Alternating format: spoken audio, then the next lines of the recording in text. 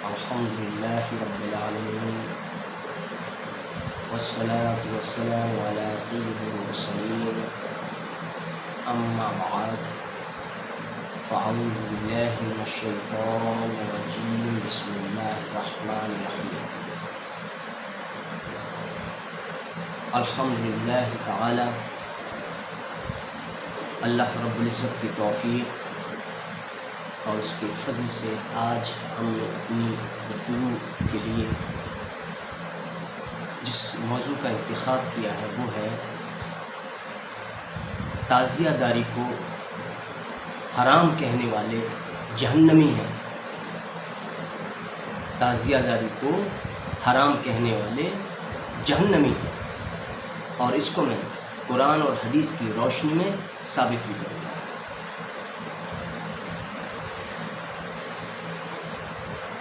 سب سے پہلے یہ بات ذہن نشین کر لیں، کسی چیز کو حلال یا حرام کہنے کا جو حق ہے، جو اختیار ہے، وہ صرف اور صرف اللہ اور اس کے رسول کو۔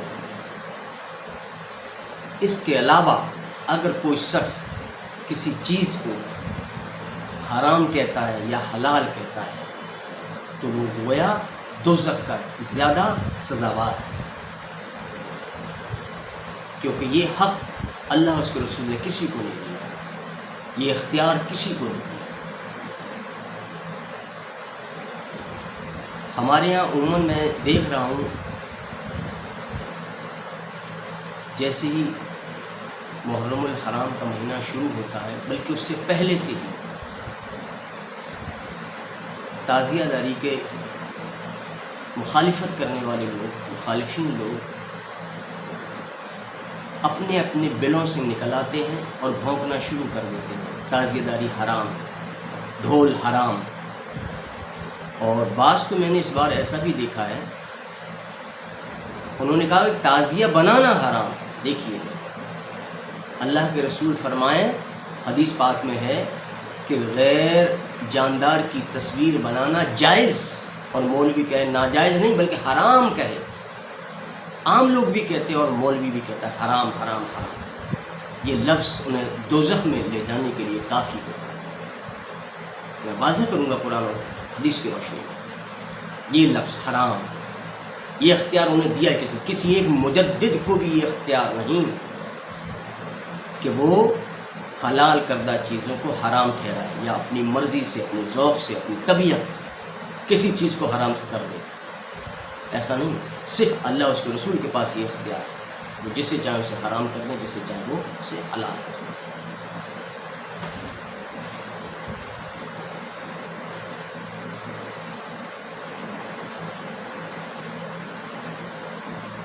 ابھی تک جتنے بھی فتوے نافذ کیے گئے ہیں امت مسلمہ پر تعزیہ داری کے خلاف، تعزیہ داری کے حرام ہونے پر، تعزیہ داری کے ناجائز ہونے پر، ایک بھی فتویٰ ایسا نہیں کہ جس میں قرآن اور سنت کی معتبر، مستند اور مستحکم دلیل موجود ہو۔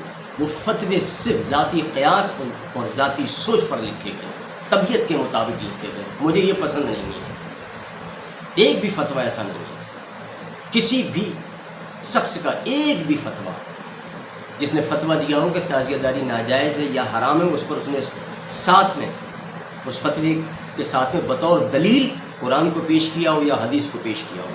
ہاں وہ الگ بات ہے، ان لوگوں کا ایک معمول یہ بھی رہا ہے، کسی قرآن کی آیت کا مصداق جسے چاہیں اسے بنا دیتے ہیں، کسی لفظ کا اطلاق جس پر چاہیں اس پر کر دیتے ہیں، کسی قرآن کی آیت کو جہاں چاہیں وہاں فٹ کر دیتے ہیں۔ یہ تو ان کا طریقہ رہا ہے، یہ ان کا شیوا رہا ہے، لیکن ان کے کرنے سے وہ چیز حقیقت نہیں بن جائے گی۔ اصل حقیقت جو ہے وہی ہی رہے گی۔ اگر ہم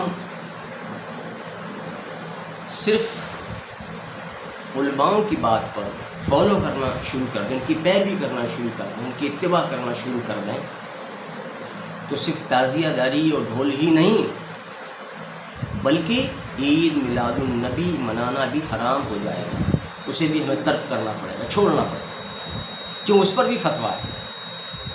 تعزیہ داری پر بریلویوں کا فتویٰ ہے ناجائز، اور بعض لوگ کہتے ہیں حرام، جبکہ وہ نہیں جانتے کسی چیز کو حرام ثابت کرنے کے لیے، اس کی حرمت ثابت کرنے کے لیے کتنی بڑی، کتنی قوی، کتنی اعلیٰ درجے کی اس دلیل کی حاجت ہوتی ہے۔ یعنی کہ جن چیزوں سے، جن دلائل سے فرائض اور واجبات ثابت کیے جاتے ہیں، بڑا قابل توجہ بات ہے کہ جن دلائل سے فرائض و واجبات ثابت کیے جاتے ہیں، اس سے کم تر دلیل سے کسی چیز کی حرمت کو ثابت ہی نہیں کیا جا سکتا۔ اس سے چھوٹی دلیل نہیں چاہیے، اس اعلیٰ درجے، اس درجے کی قوی دلیل، اس درجے کی جب دلیل ہو تب کسی چیز کو حرام ٹھہرایا جا سکتا ہے، اس سے کم تر دلیل سے نہیں۔ یہاں تو کوئی دلیل ہی نہیں ہے، نہ کمزور دلیل ہے، نہ کوئی چھوٹی سی دلیل ہے، نہ کوئی حدیث ضعیف کی کوئی ایسی دلیل ان کے پاس ہے جس سے وہ تعزیہ داری کو ناجائز یا حرام ثابت کرتے ہیں۔ جبکہ حرام کے لیے تو اتنی قوی دلیل چاہیے، جیسے کہ اللہ تعالیٰ نے فرمایا تم پر 5 نمازیں فرض ہیں، یہ قوی دلیل ہے، قرآن کی نص سے ثابت ہے۔ تو اس طرح کی دلیل، اتنی قوی دلیل چاہیے کسی چیز کو حرام ثابت کرنے کے لیے۔ یہاں تو لوگوں نے مذاق بنا لیا ہے کہ بس یہ حرام، وہ حرام، یہ حرام، وہ جانتے ہی نہیں کہ حرام کہتے کسے، اس کی تعریف کیا ہے۔ کسی چیز کو حرام ٹھہرانے کے لیے کتنی قوی دلیل چاہیے، ہو کس درجے کی دلیل چاہیے، کس قسم کی دلیل چاہیے، نہیں بس منہ میں آیا بک دیا۔ یہ لگتا ہے کہ دین اسلام ان کے باپ کا ہے، یہ بتائیں گے دین اسلام کیسے چلے گا۔ ہمیں اللہ رسول نے نہیں بتایا، یہ بتائیں گے ہمیں اسلام کیسے چلے گا۔ معاذ اللہ، استغفر اللہ، یہ حال بنا رکھا ہے انہوں نے۔ بھائی اس طرح سے تو اگر دیوبندی اگر کہتے ہیں کہ عید میلاد النبی منانا حرام ہے تو وہ صحیح کہتے ہیں، جس طرح کہ تم کہتے ہو کہ تعزیہ داری ناجائز ہے، تو پھر اگر دیوبندی کہتا ہے تو تم کیوں نہیں رک جاتے، منانا بند کر دو، عید میلاد النبی کا جلوس نہ مناؤ۔ بعض مولوی کہتے ہیں کہ 11ویں شریف کی جو فاتحہ نیاز ہوتی ہے یہ بھی غلط ہے، ناجائز ہے، بند کر دو۔ کنڈوں کی نیاز حضرت امام جعفر صادق رضی اللہ تعالیٰ عنہ کی دلائی جاتی ہے، اس پر بھی فتویٰ ہے، یہ بھی بند کر دو۔ شب برات پر جو ہم جو مٹھائی وغیرہ بناتے ہیں ان پر نیاز اور فاتحہ کراتے ہیں، اس پر بھی فتویٰ ہے، یہ بھی بند کر دو۔ دیوبندی حضرات کا درگاہوں پر جانے پر بھی فتویٰ ہے کہ درگاہوں پہ نہیں جانا چاہیے، ناجائز ہے، شرک ہے، وہ تو شرک تک کا فتویٰ دیتے ہیں، درگاہوں پہ جانا بند کر دو۔ سامنے کھانا رکھ کر فاتحہ دینا بند کر دو، یہ بھی اس کا بھی فتویٰ ہے۔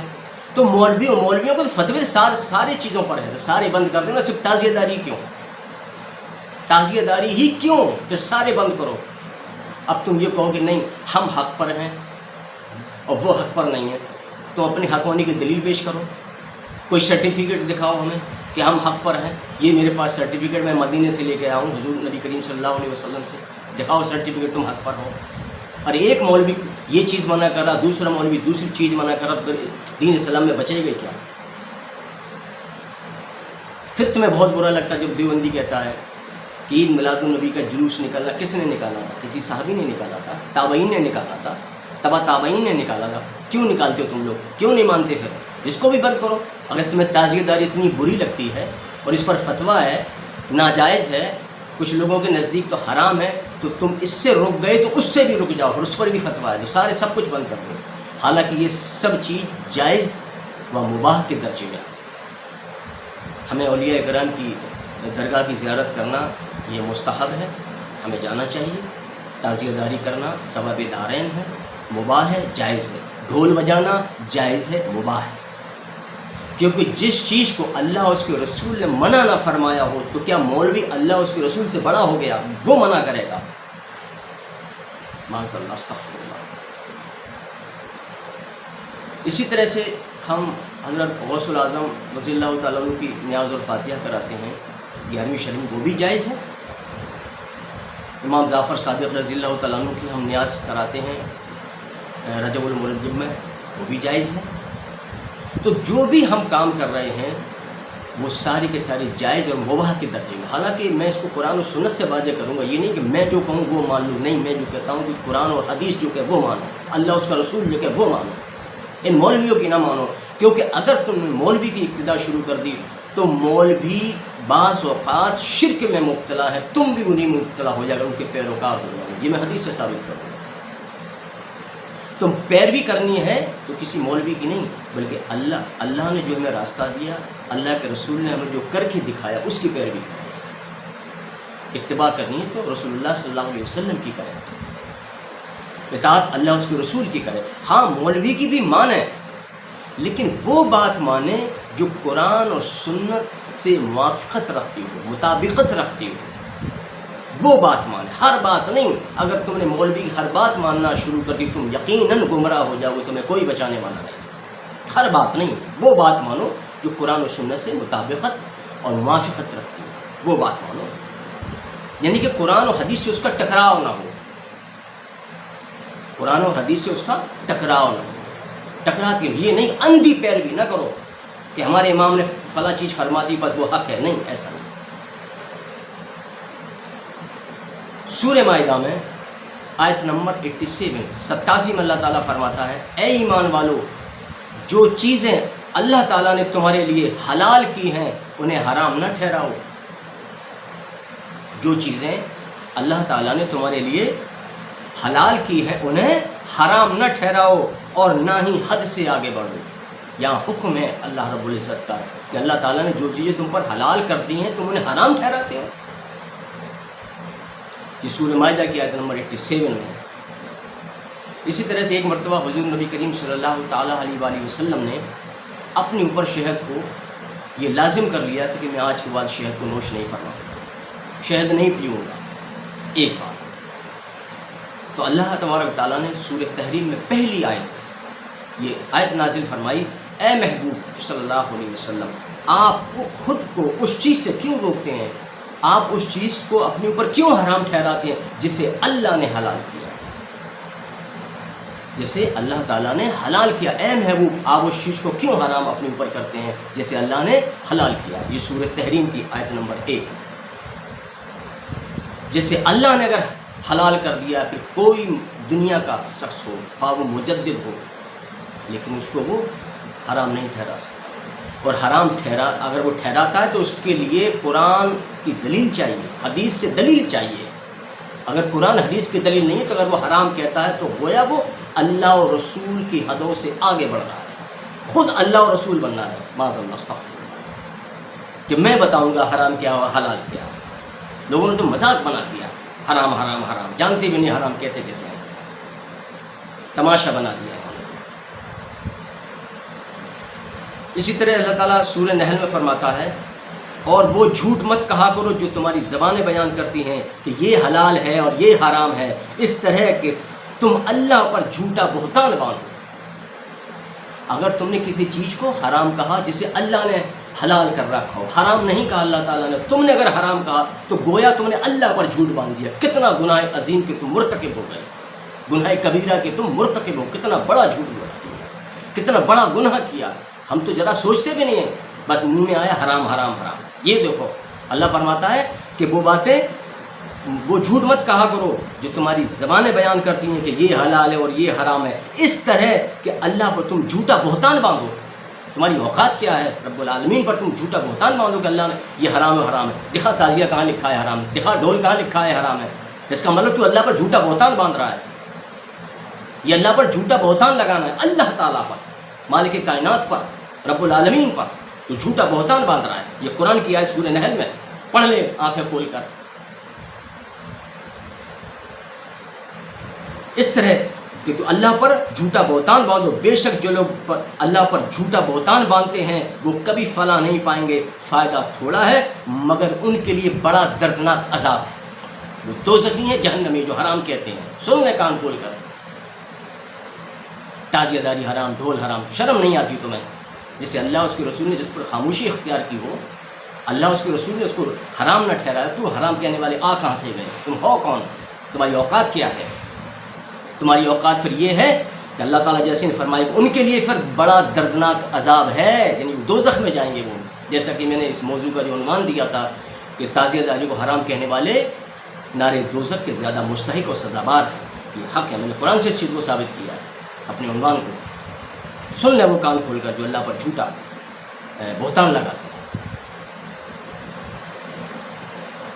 قرآن اور حدیث کا ایک اسلوب رہا ہے، ایک طریقہ رہا ہے، ایک قاعدہ کلیہ رہا ہے کہ اللہ تعالیٰ نے قرآن مجید میں جن چیزوں کو حرام قرار دیا ہے ان کی ایک فہرست ہمیں بنا دی، جگہ جگہ پر، جیسے جوا حرام ہے، تمہارے لیے شراب حرام ہے، مردار حرام ہے، بہتا ہوا خون ہے، اسی طرح سے اور دیگر اشیاء جو حرام کی گئیں.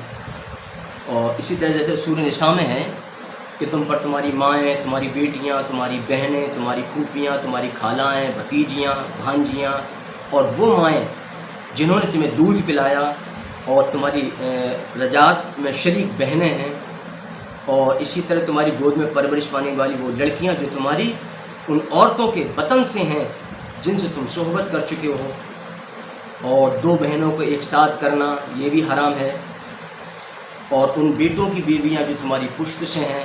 اس طرح سے اللہ تعالیٰ نے ایک پورا ہم کو ایک فہرست دے دی ہم کو کہ یہ حرام ہے.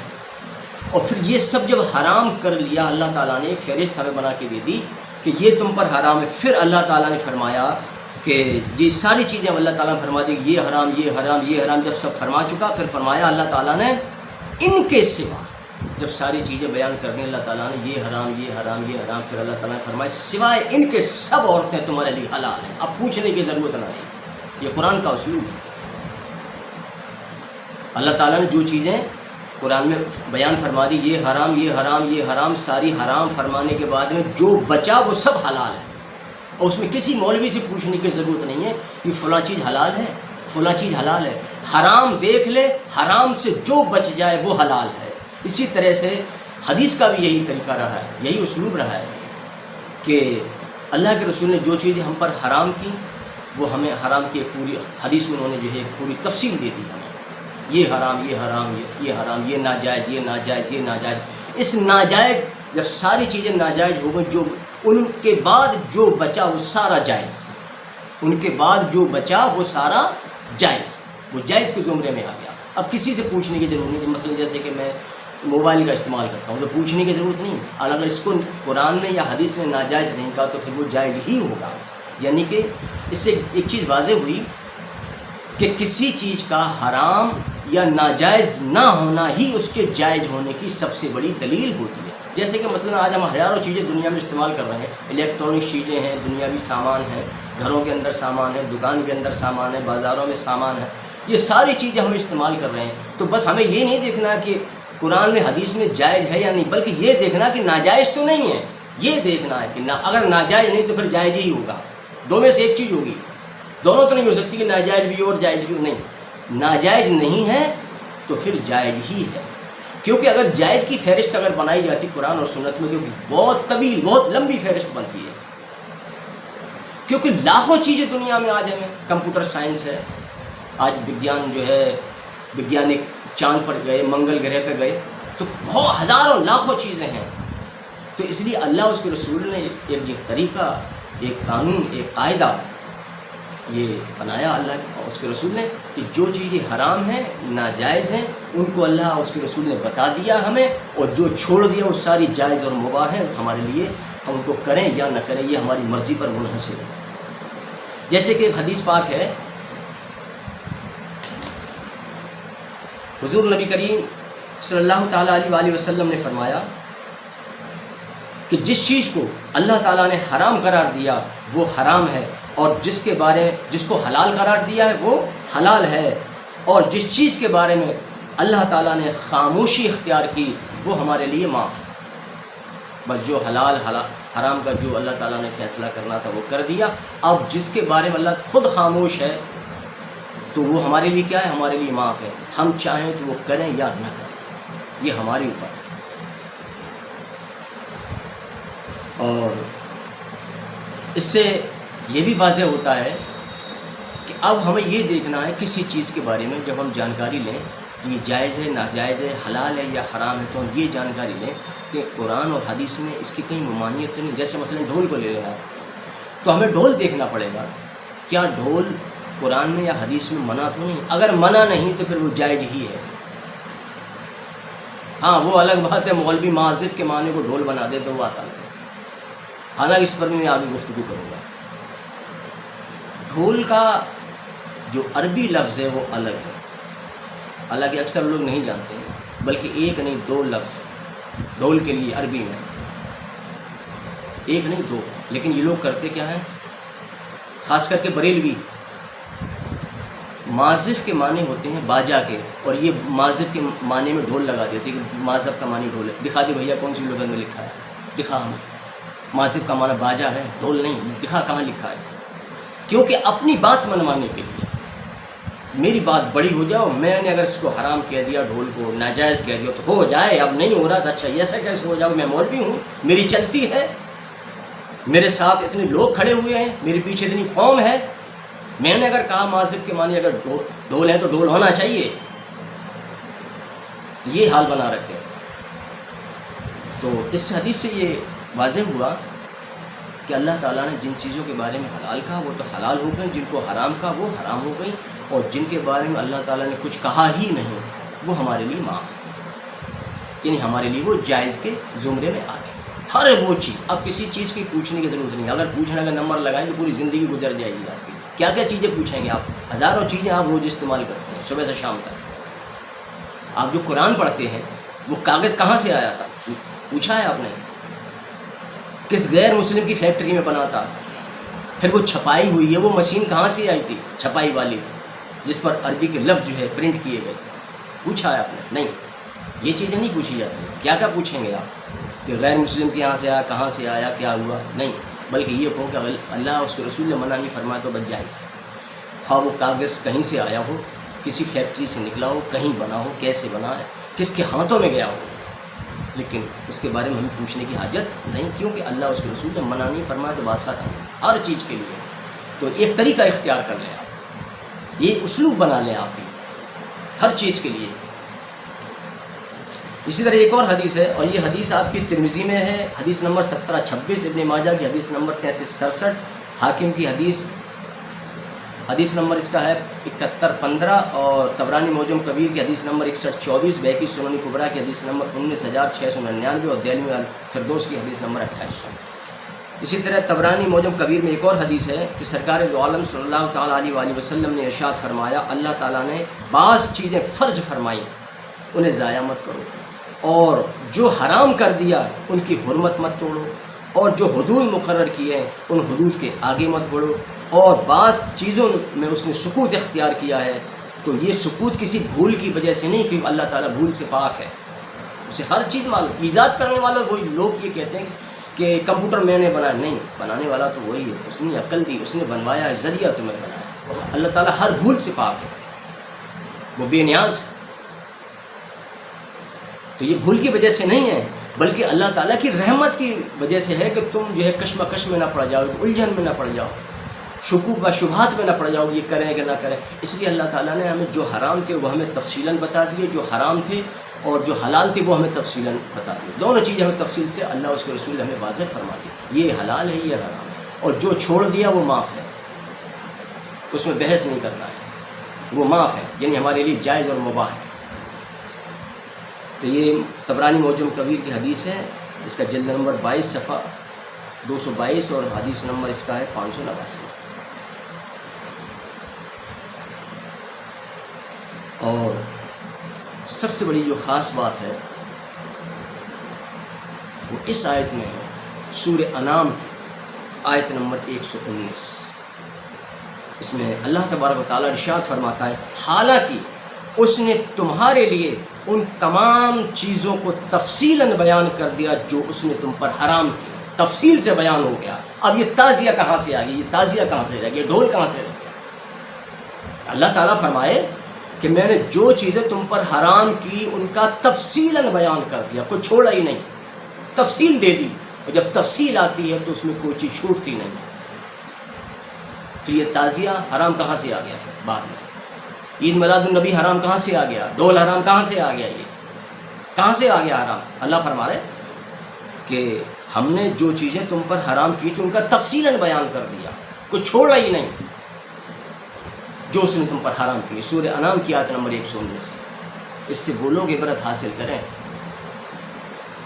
کہ اللہ تعالیٰ نے جو چیزیں ہم پر حرام کرنی تھی اپنی محبوب کی امت پر، امت مسلمہ پر، ساری قرآن میں بیان کر دی، اور جو رسول اللہ نے اپنی حدیث میں بیان کر دی، پھر کچھ بچے ہی نہیں حرام کرنے کے لیے۔ اب جو حرام کر رہا ہے وہ مولوی خود کر رہا ہے، وہ خود کر رہا ہے، وہ دوزخ میں جائے گا، کیونکہ وہ اللہ پر جھوٹ باندھ رہا ہے، وہ اس لیے۔ اور اسی طرح سے جو رسول اللہ پر جھوٹ باندھے تو اس کا بھی ٹھکانہ دوزخ میں ہے۔ حضرت عبداللہ بن عباس رضی اللہ تعالیٰ عنہما سے یہ روایت ہے کہ حضور نبی کریم صلی اللہ تعالیٰ علیہ وآلہ وسلم نے فرمایا کہ میری طرف منسوب کر کے کوئی ایسی بات نہ کہو۔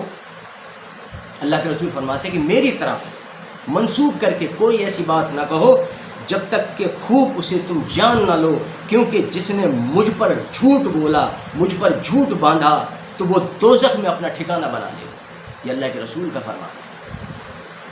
بھئی تم نے اگر کسی چیز کو حرام کہا تو ظاہر سی بات ہے تم حرام جبھی تو کہو گے، یا تو اللہ کی طرف اسے منسوخ کرو گے یا رسول اللہ کی طرف منسوخ کرو گے، کہ اللہ کے رسول نے فرمایا یا اللہ نے فرمایا۔ خود تو کسی چیز کو حرام کر ہی نہیں سکتے نا۔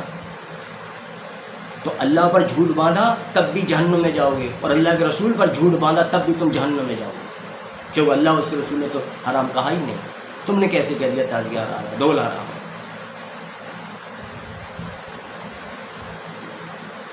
اور جس نے قرآن میں کچھ کہا اپنی عقل سے، جس نے قرآن میں کچھ اپنی عقل سے کہا تو اسے چاہیے کہ وہ اپنا ٹھکانہ دوزخ میں بنا لے۔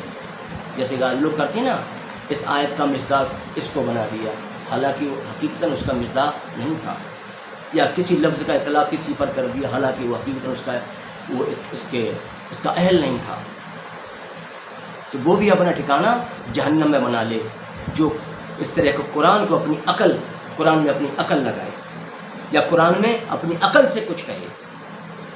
اور یہ حدیث ترمذی شریف کی حدیث ہے، اس کا حدیث نمبر ہے 2951۔ اسی طرح سے اسی طرح کی ایک اور حدیث حضرت ابو ہریرہ رضی اللہ تعالیٰ عنہ سے روایت ہے، حضور نبی کریم صلی اللہ تعالیٰ علیہ وآلہ وسلم نے فرمایا کہ جس نے مجھ پر ایسی بات کہی جو میں نے نہ کہی ہو تو وہ اپنا ٹھکانہ جہنم میں بنا لے۔ یہ ابن ماجہ کی حدیث نمبر 34، مسلم کی حدیث نمبر 4 اور بخاری کی حدیث نمبر 97۔ اور اسی طرح حضرت جابر رضی اللہ تعالیٰ عنہ سے روایت ہے کہ حضور نبی کریم صلی اللہ تعالیٰ علیہ وآلہ وسلم نے فرمایا کہ جس شخص نے مجھ پر جھوٹ بولا وہ اپنا ٹھکانہ جہنم میں بنا لے۔ یہ ابن ماجہ کی حدیث نمبر 33، ابو داؤد کی حدیث نمبر 3651 اور ترمذی کی حدیث نمبر 2661 اور مسلم کی حدیث نمبر 7510 اور 5919۔ اور اسی طرح مولا علی علیہ السلام سے بھی یہ روایت ہے کہ حضور نبی کریم صلی اللہ تعالیٰ علیہ وآلہ وسلم نے فرمایا کہ مجھ پر جھوٹ نہ باندھنا، کیونکہ جو شخص مجھ پر جھوٹ باندھے گا وہ یقیناً جہنم میں جائے گا، وہ شخص یقیناً جہنم میں جائے گا۔ دیکھ لیں، یہ غور کر لیں، تعزیہ داری کو حرام کہنے والے اور ڈھول کو حرام کہنے والے یقیناً وہ جہنم میں جائے گا۔ اور جو لوگ فتویٰ دیتے ہیں وہ بھی سن لیں، بغیر ثبوت کے فتویٰ، بغیر دلیل کے فتویٰ، یہ حرام وہ حرام، یہ ناجائز وہ ناجائز، وہ بھی سن لیں۔ حضرت ابو ہریرہ رضی اللہ تعالیٰ عنہ سے روایت ہے کہ حضور نبی کریم صلی اللہ تعالیٰ علیہ وآلہ وسلم نے فرمایا جو بغیر ثبوت کے فتویٰ دیا جائے گا تو اس کا گناہ فتویٰ دینے والے پر ہوگا۔ بیٹھ جاتے ہیں منظر اسلام دارالافتاء، یہ فلاں مفتی کا فتویٰ، اس میں ثبوت کوئی ہے نہیں، دلیل کوئی موجود ہی نہیں ہے، بس فتویٰ ہے، یہ خالی ردی ہے، لے جاؤ یہاں سے، میں مفتی ہوں، سن لیں، اس کا گناہ اس پر ہوگا، بچے گا نہیں، ہوگی۔ یہ ابن ماجہ کی حدیث نمبر 54، ابو داؤد کی حدیث نمبر 3657۔ جا کے تو معاملات ہی انہوں نے ایسے بگاڑ رکھے ہیں، ان مولویوں نے ایسا فتنہ بپا کر رکھا ہے، قوم میں اتنا انتشار پھیلا رکھا ہے، اس کی کوئی حد نہیں۔ اور ان کے جو پیروکار ہیں انہیں بھی سمجھ آنی چاہیے کہ وہ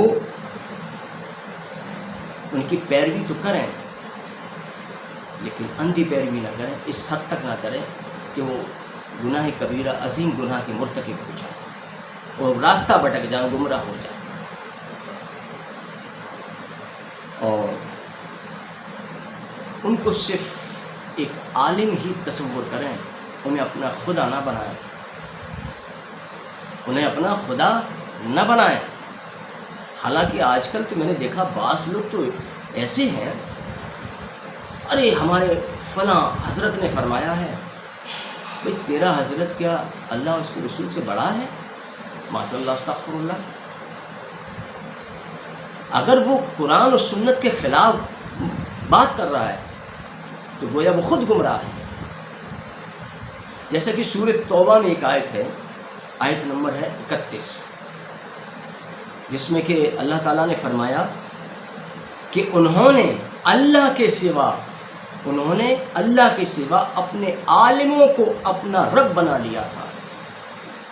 یہ بھی بڑا توجہ طلب بات ہے، اس پر ہمیں غور کرنا چاہیے. اللہ تعالیٰ کیا فرماتا ہے کہ انہوں نے اللہ کے سوا اپنے عالموں کو اپنا رب بنا لیا، جیسے کہ آج کچھ لوگ بنائے ہوئے ہیں. ہمارے حضرت نے فرمایا، ارے بھیا ارے کیا بات کر رہے ہو آپ، حضرت کی بات کرتے ہو، حضرت پہ انگلی اٹھا رہے ہو. ہاں میں تمہارے حضرت پر ہی انگلی اٹھا رہا ہوں کہ انسان ہے، اس سے غلطی نہیں ہو سکتی. کیا وہ فرشتہ نہیں ہے، نبی نہیں ہے؟ لیکن اندھی پیروی نہ کرو. جو اسے رب مان لو کہ اس نے جو حرام کہہ دیا حرام ہو گیا، جیسے اس نے اگر کہہ دیا حلال ہے تو حلال ہو گیا، اس نے کہہ دیا جائز ہے تو جائز ہو گیا، اس نے کہہ دیا تو ناجائز ہے تو ناجائز ہو گیا. اس سے دلیل مانگو، قرآن و سنت کی دلیل مانگو اس سے. حالانکہ اس آیت کی میں تشریح کرتا ہوں حدیث سے. حضرت عدی بن حاتم رضی اللہ تعالیٰ عنہ فرماتے ہیں کہ میں حضور صلی اللہ تعالیٰ علیہ وآلہ وسلم کی خدمت میں حاضر ہوا اور میری گردن میں ایک سونے کی چلیپا تھی، یعنی سلیب. تو آپ صلی اللہ تعالیٰ علیہ وآلہ وسلم نے فرمایا، اے عدی تو دور کر اس بت کو، تو دور کر اس بت کو. اور پھر حضرت عدی فرماتے ہیں کہ میں نے سنا کہ آپ صلی اللہ تعالیٰ علیہ وآلہ وسلم یہ آیت پڑھتے ہوئے اتخذوا احبارہم ورہبانہم اربابا من دون اللہ، یہ آیت پڑھتے ہوئے آپ سنا. حضرت عدی فرماتے ہیں کہ میں نے سنا آپ یہ آیت تلاوت فرمائی آپ نے، یعنی ٹھہرا لیا انہوں نے اپنے مولویوں اور درویشیوں کو معبود اللہ کے سوا. آپ نے یہ آیت تلاوت فرمائی، حضور اکرم صلی اللہ تعالیٰ علیہ وآلہ وسلم نے یہ آیت تلاوت فرمائی کہ ٹھہرا لیا انہوں نے اپنے مولویوں کو اور درویشیوں کو معبود اللہ کے سوا، یعنی رب مان لیا مولویوں کو. پھر آپ نے فرمایا وہ لوگ ان کی عبادت نہیں کرتے تھے، وہ لوگ جنہوں نے اللہ کے سوا ان مولویوں کو اپنا رب مان لیا تھا، تو وہ لوگ ان کی عبادت نہیں کرتے تھے. جیسے کہ آج لوگ جو اپنا خدا بنائے بیٹھے ہیں مولویوں کو، بڑے بڑے حضرات کو، کہ سب وہ حضرت ہمارے بس وہی سب کچھ، انہوں نے حلال کہہ دیا تو حلال، حرام کہہ دیا تو حرام، تو یہ رب ماننا ہے ان کو. تو اللہ کے رسول فرماتے ہیں حالانکہ وہ لوگ ان کی جن کی بات مانتے تھے مولویوں کی، ان کو رب نہیں بنایا تھا انہوں نے، لیکن جب مولوی کسی چیز کو حلال کر دے تو وہ حلال مان لیتے تھے، اور جب وہ حرام کہہ دے تو اس چیز کو حرام مان لیتے تھے. یعنی یہاں اس معنی سے مراد ہے کہ اگر مولوی کے حرام تو حرام، اگر مولوی کے حلال تو حلال. جس نے یہ ایک روش اختیار کر لی سمجھو اس نے اس کو رب مان لیا. یہ ترمذی شریف کی حدیث ہے، حدیث نمبر 3095. تو حدیث سے معلوم ہوا کہ حلال و حرام ٹھہرانا اللہ اور اس کے رسول کا کام ہے، کسی بندے کا کام نہیں، کسی مجدد کا کام نہیں، کسی مولوی کا کام نہیں، کسی پیر کا کام نہیں. اور یہ کسی عالم کے اختیار میں نہیں ہے. اور جو کسی عالم یا مجتہد کو اس کا اختیار ثابت کرے، یعنی کہ نہیں انہوں نے کہہ دیا حرام تو حرام، اگر کسی نے اگر یہ ثابت کر دیا تو وہ مشرک ہے، شرک کر رہا ہے وہ.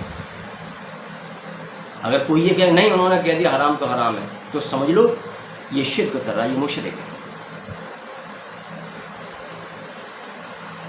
حضرت ابو ہریرہ رضی اللہ تعالیٰ عنہ سے روایت ہے کہ رسول اللہ صلی اللہ تعالیٰ علیہ وآلہ وسلم پر یہ آیت نازل ہوئی، اذا جاء نصر اللہ والفتح ورأیت الناس يدخلون فی دین اللہ افواجا. تو جب یہ آیت نازل ہوئی کہ جب اللہ کی مدد اور فتح آ پہنچے گی تب آپ دیکھیں گے کہ لوگ فوج در فوج دین میں داخل ہو رہے ہیں. جب یہ آیت نازل ہوئی اس کے بعد اللہ کے رسول صلی اللہ تعالیٰ علیہ وآلہ وسلم نے فرمایا کہ وہ ضرور ایسے ہی فوج در فوج نکل بھی جائیں گے دین سے جیسے اس میں داخل ہوئے. اور وہی ہو رہا ہے آج جو فرقے بن رہے ہیں نا، یہ نکل رہے ہیں، فوج در فوج نکل رہی ہے. ایک گروہ، ایک فرقہ بنا، نکل گیا دین سے، دوسرا فرقہ بنا، نکل گیا دین سے. یہ حدیث اس بات کو ثابت کر رہی ہے کہ جیسے وہ فوج در فوج دین میں داخل ہوئے تھے ایسے نکلیں گے بھی، اور نکل رہے ہیں. میں دیکھ رہا ہوں کہ فرقے بنتے چلے جا رہے ہیں، فلانے حضرت کا فرقہ ہے، یہ فلانے مولوی کا فرقہ ہے، یہ سب فرقے بنتے چلے. اسی طرح سے فوج در فوج اس دین میں لوگ داخل ہوئے تھے ویسے نکل بھی رہے ہیں. یہ سنن دارمی کی حدیث نمبر 91 اور حاکم کی حدیث ہے 8518. یہاں تو کوئی ماننے کو ہی تیار نہیں کہ نہیں ہمارے مولانا صاحب جو کہہ دیں گے وہی ہے. اور اسی کے ساتھ ہی آج کے ہم اس گفتگو کو ختم کر رہے ہیں. وما علینا الا البلاغ المبین. السلام علیکم ورحمۃ اللہ وبرکاتہ.